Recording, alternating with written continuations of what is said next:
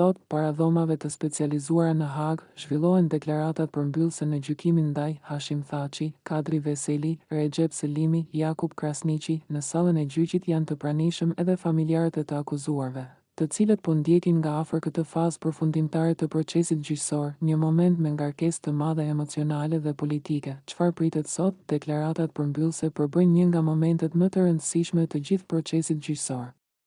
Në këtë fazë, zyra e prokurorit përmbledh pretendimet e saj, duke rikujtuar provat, dëshmitë dhe argumentet që, sipas saj, mbështesin akëtë akuzën.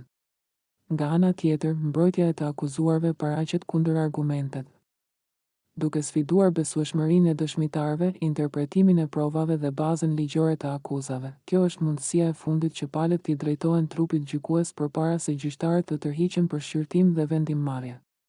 Nuk pritet një vendim i menjëhershëm pas deklaratave përmbyllëse. Zakonisht, trupi gjykues merr kohë për të analizuar në detaj të gjitha provat dhe argumentet e paraqitura gjatë viteve të gjykimit. Hapi i radhës: pas përfundimit të kësaj faze, gjyqtarët do të hyjnë në procesin e deliberimit, i cili mund të zgjasë disa muaj. Vendimi përfundimtar do të shpallet në një seancë të veçantë publike, ku do të bëhet e ditur nëse të akuzuarit shpallen fajtor apo të pafajshëm për pikat e aktakuzës. Ky proces vazhdon të ndiqet me interes të madh si në Kosovë, ashtu edhe ndërkombëtarisht, duke u konsideruar një nga gjykimet më të rëndësishme që lidhen me periudhën e luftës në Kosovë.